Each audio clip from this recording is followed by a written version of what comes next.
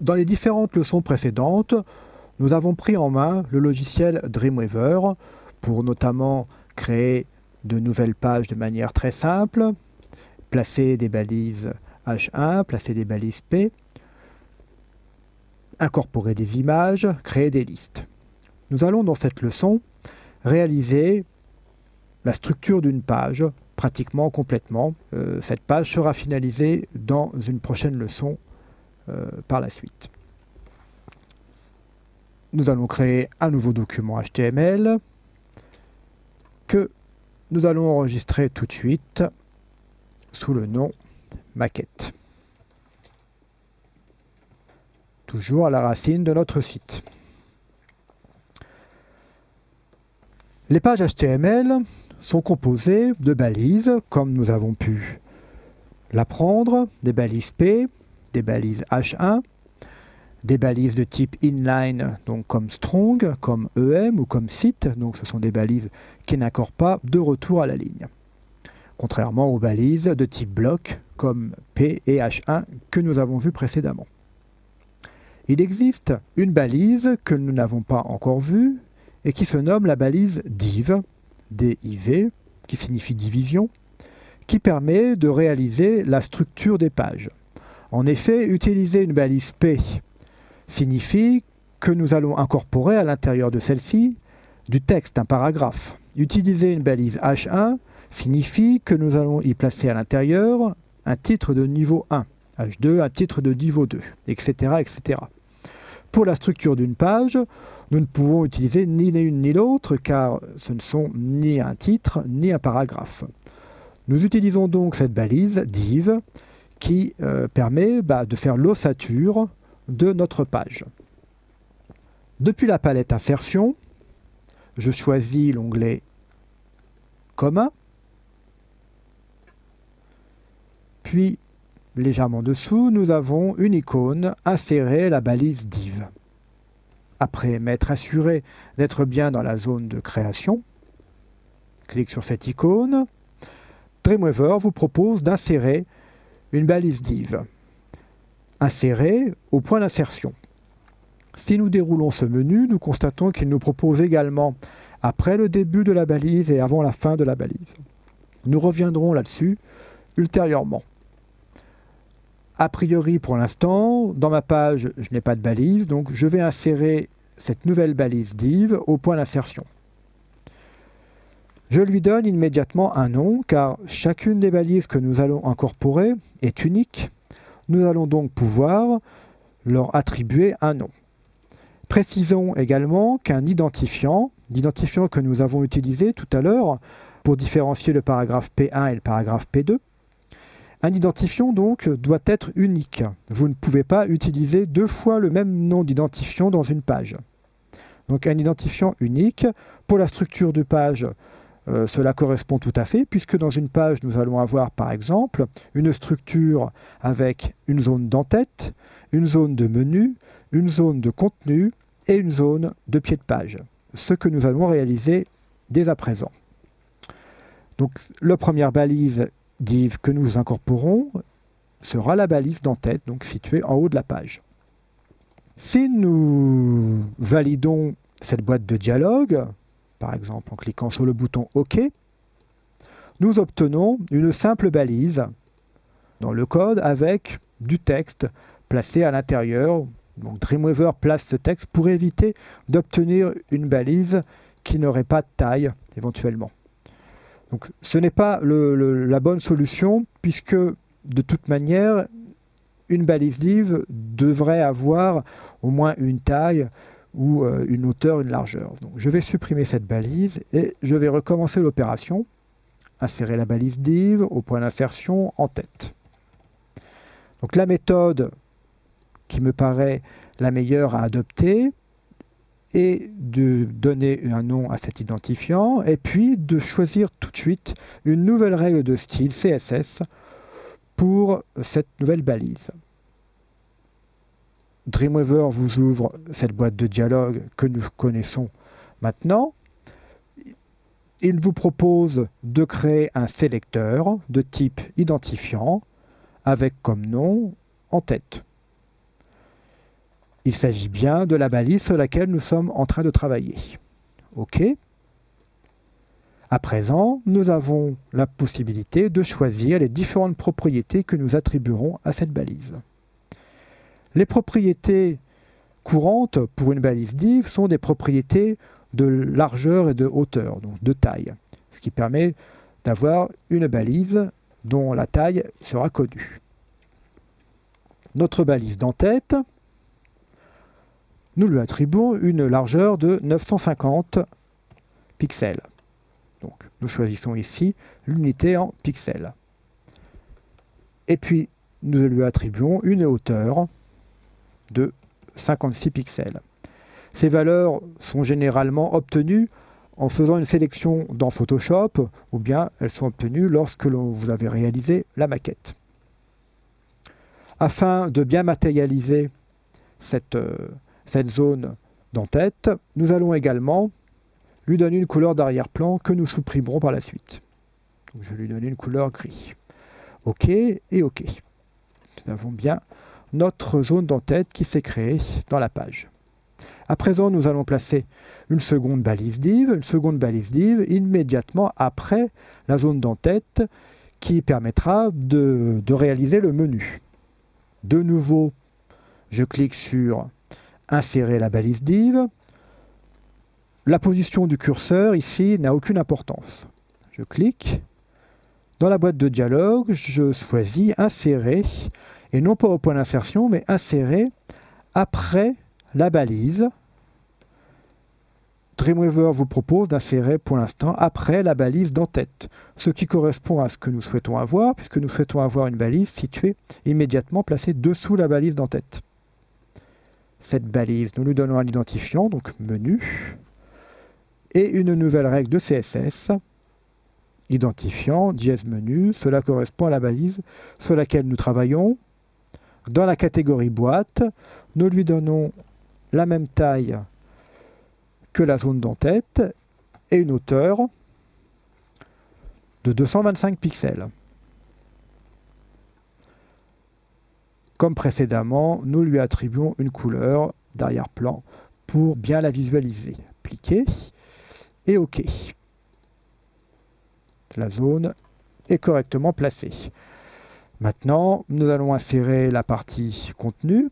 Donc, de nouveau, insérer la balise div, non pas au point d'insertion, mais après la balise. Et cette fois-ci, nous souhaitons l'insérer après la balise menu. Nous allons le nommer contenu, nouvelle règle. La démarche est exactement la même, donc nous avons, pour que la cohérence, conservé la même taille de largeur. Et pour l'instant, nous allons lui attribuer une taille de 300 pixels de haut. Cette taille sera par la suite supprimée, car nous avons besoin d'avoir dans cette zone de contenu une taille extensible, c'est-à-dire une taille qui se modifie suivant le contenu de cet élément, suivant le nombre de lignes ou la longueur des images. Par la suite, nous la supprimons. Arrière-plan, j'attribue une couleur afin de mieux la visualiser. OK et OK. Pour terminer, nous allons réaliser la zone de pied de page. Insérer, non pas au point d'insertion, mais après la balise. Après la balise contenu, je vais insérer donc ce pied. Nouvelle règle, c'est bien le pied de page. Boîte, en largeur 950 toujours, et en hauteur 17 pixels.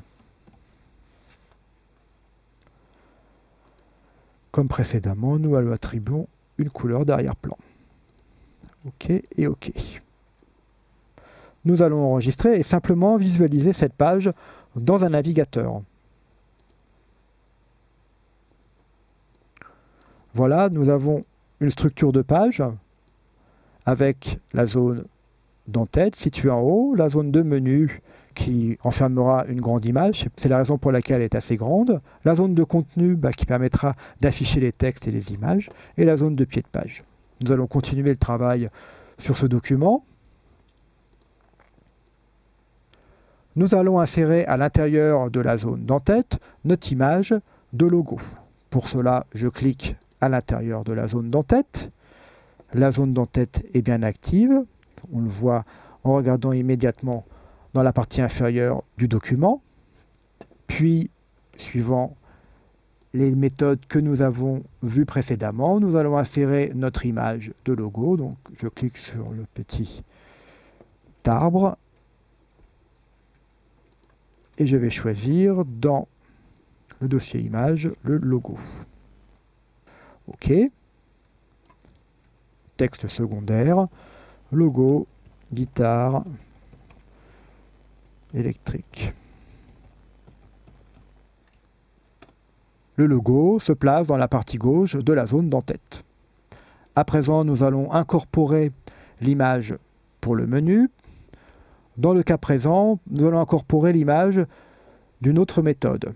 Les méthodes que nous avons vues dans une leçon précédente consistaient à incorporer les images directement dans le code. Donc chacune des images incorporées, quelle que soit la méthode utilisée, par la petite icône, par le menu fichier ou bien par copier-coller, nous incorporer l'image à l'intérieur de la page avec une balise IMG et puis sa source. Une autre méthode consiste à incorporer l'image non pas en tant que balise, mais en tant que style. C'est ce que nous allons voir à présent. Donc je clique à l'intérieur de la zone de menu. Il se peut que la zone de menu ne soit pas accessible, comme c'est le cas présentement. Un clic à l'intérieur de la zone bleue n'affiche pas la zone menu. Pour cela, lorsque vous utilisez Dreamweaver, sélectionnez l'un des éléments, donc la zone contenue par exemple, ou bien la zone d'entête, et en utilisant la flèche haute ou basse de votre clavier, vous allez pouvoir ainsi sélectionner, comme c'est le cas ici, la zone de menu. Donc flèche haute me ramène sur l'entête, flèche vers le bas m'amène vers la zone de menu. C'est une manipulation que vous aurez certainement à faire assez souvent, car dans de nombreux cas, il n'est pas possible de sélectionner directement l'intérieur d'un élément. Donc cette méthode est la principale utilisée. Donc la zone de menu étant active, je vais choisir de réaliser un style pour ce menu. Une fenêtre que nous n'avons pas encore étudiée, la fenêtre qui se nomme style CSS. Dans cette fenêtre, on peut constater que nous avons tous les styles que nous venons de créer. Donc le style pour l'entête, le menu, le contenu et le pied. Depuis cette fenêtre, il est donc très simple de modifier un style puisqu'il suffit de le sélectionner et de double-cliquer dessus pour pouvoir faire réapparaître la fenêtre de définition des règles de CSS, celle que nous connaissons déjà. C'est la même boîte que nous avons déjà utilisée précédemment. Nous allons choisir la catégorie arrière-plan et puis background image pour aller choisir l'image d'arrière-plan de menu. Image menu. OK. Cette image ne sera pas répétée, donc no repeat. Et ce sont les principales propriétés que nous lui attribuons. OK. Voilà notre image qui s'affiche. Donc je peux enregistrer le document et l'afficher dans le navigateur. Voilà, nous avons notre page qui commence à se construire.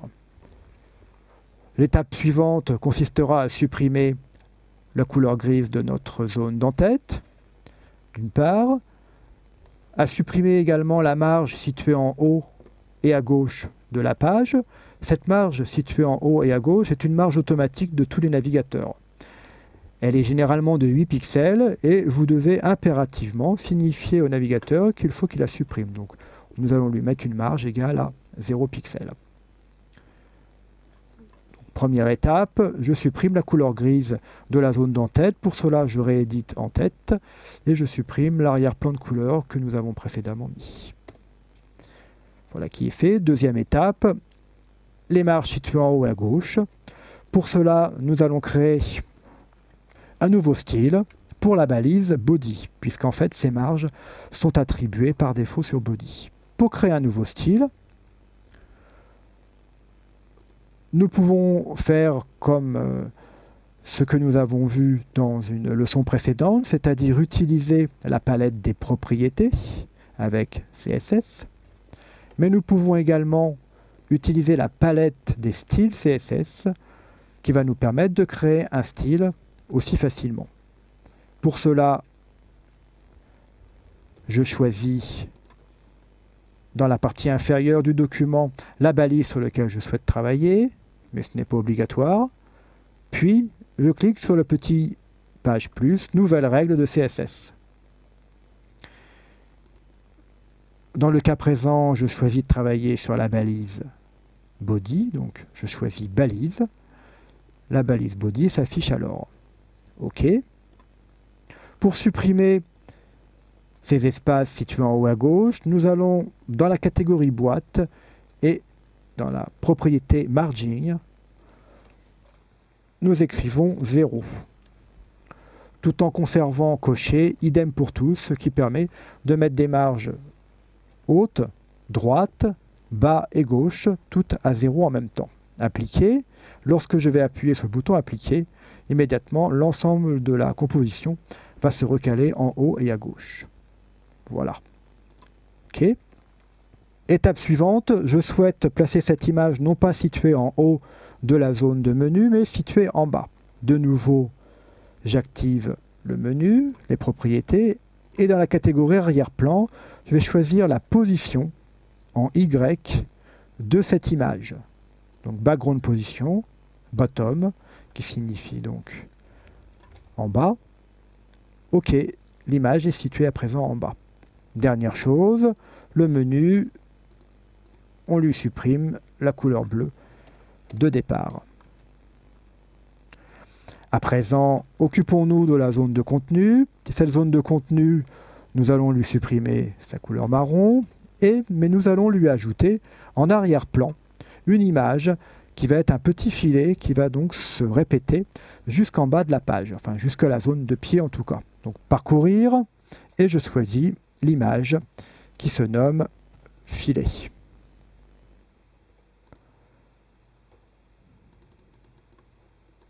Voici, filet contenu. OK. Je choisis de la répéter sur l'axe des Y, donc sur l'axe vertical. OK. Le petit filet est à présent répété jusqu'en bas de la page. Pour terminer, la zone de pied, supprimons-lui son texte. Nous allons rééditer pour, d'une part, lui supprimer cette couleur verte, et d'autre part, lui ajouter l'image qui va constituer le pied de page.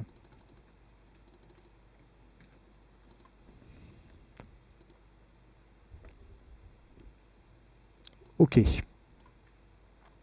Cette image ne sera pas répétée. OK. Nous allons regarder cette image, l'ensemble de cette composition dans le navigateur.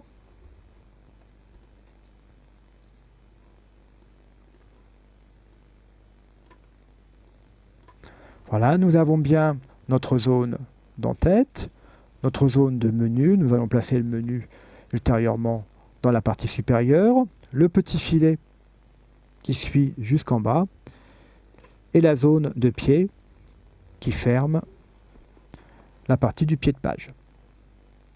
Pour terminer, nous allons simplement ajouter dans la zone de pied un petit texte de copyright 2010. Le signe copyright peut être réalisé en utilisant depuis la palette insertion l'onglet texte, et vous avez tout en bas ce signe copyright qui apparaît. S'il n'était pas présent, vous pouvez cliquer sur la petite flèche pour aller le chercher. Remarquez que depuis cette zone, vous pouvez également choisir des caractères tels que l'euro, le yen, la livre sterling ou le R pour la marque déposée. J'enregistre, ma page est à présent terminée.